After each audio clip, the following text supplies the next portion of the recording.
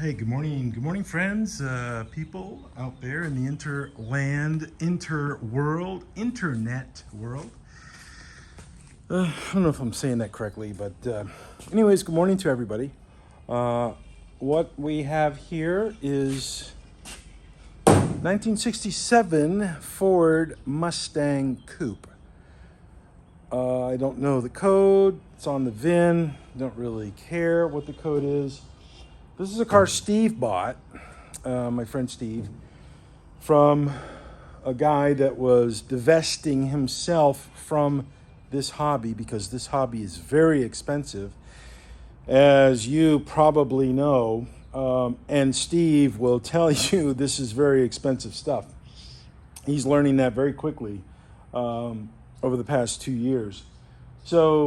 Or 2 or more years. So Steve bought this from the guy up in Round Rock area who's getting out of it. Steve really paid basically nothing for this car. This car was pretty much, most of it was done. It was not media blasted, and I will media blast some parts of this simply because that's my lane, that's my profession, that's what I do very well. So, let me just tell you a little bit about it, show you a little bit about it. He bought it, and this quarter panel was replaced, but it was not fully welded on. It was welded on very poorly, rookie welds. If you're a professional welder, been to welding school, you'll know professional welds when you see them. This was a turd. It was not structurally sound, and it looked very bad, but I had to re-weld all that and couldn't get it perfect, but it is what it is. Also down in here, the where it mounts up to the B pillar was pretty inferior. The previous owner did the cowl and the firewall, and he did some stuff up here, put the new suspension components in here, and the code on this, I don't know, it begins with a 7, T or 7-1. I don't know. It doesn't really matter to me what the code is because it's not my car, but the previous owner was marching on with the intent to make this into a Shelby clone Mustang, and he bought the hood. He has the proper front end piece for it, which I have in the office, all fiberglass. And the past day or two, I welded the upper body panel in place, and of course previous to all that, all the new parts I media blasted and then put them in black epoxy primer, welded them on, finished this yesterday, the tail panel, and this splicing in of the floor.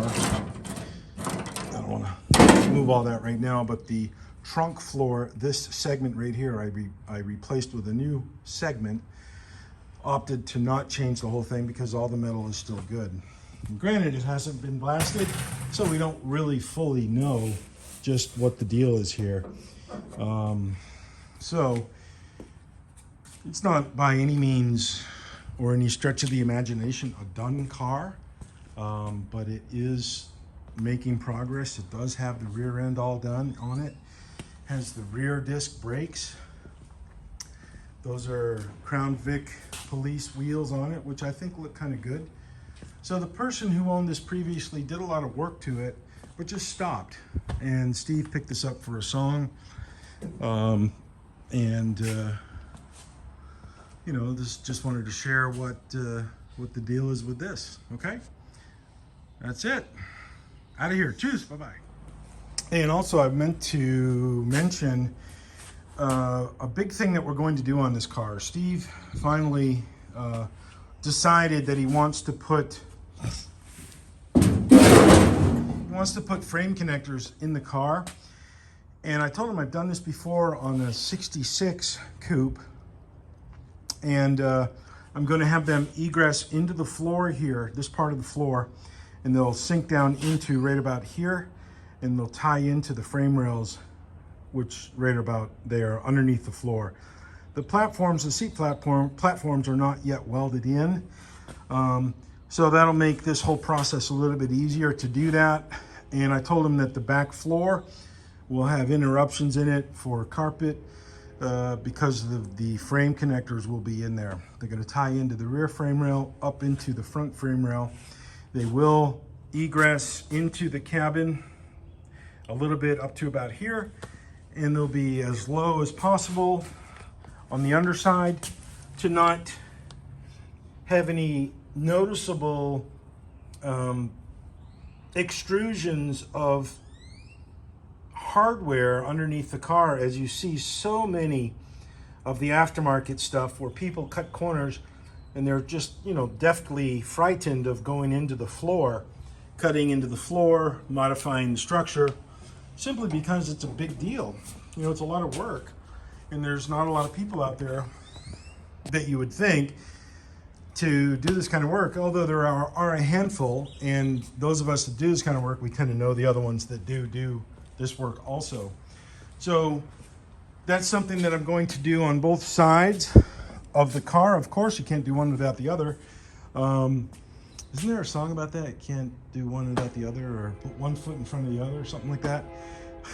But anyways, so that'll be done, and I wanted to just add this part, you know, of the frame rail part in, or the frame strengthening or frame support that I'm going to do on this car. And this car will be hung on a rotisserie.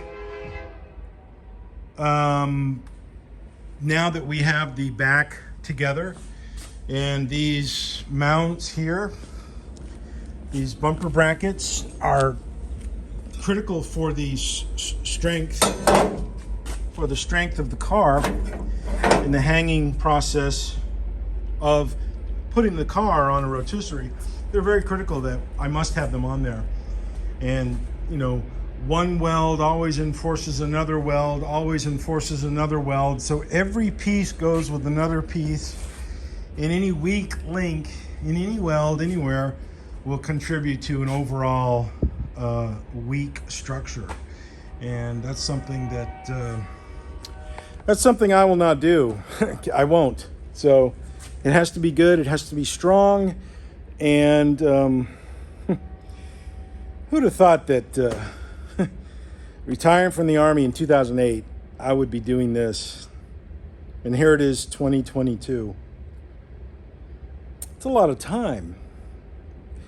Parlayed a hobby into a job, into a you know, a certain skill set, into a career. So anyways, folks, this will wrap it up. Have a good day. Be good to one another. Be kind to one another. And smile. It's always easier to do that.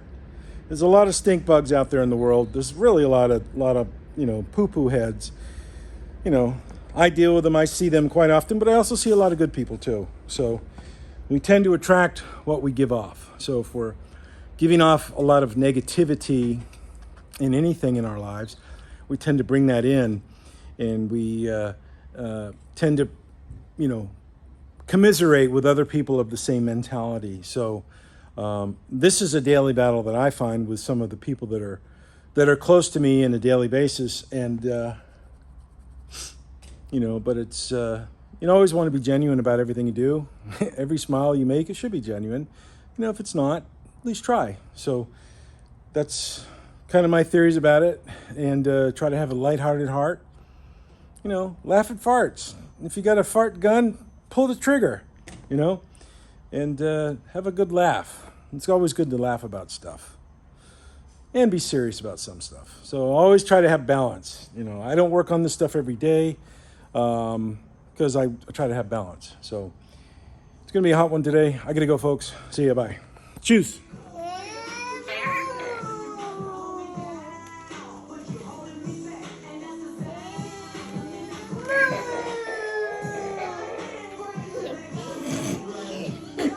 Do it again.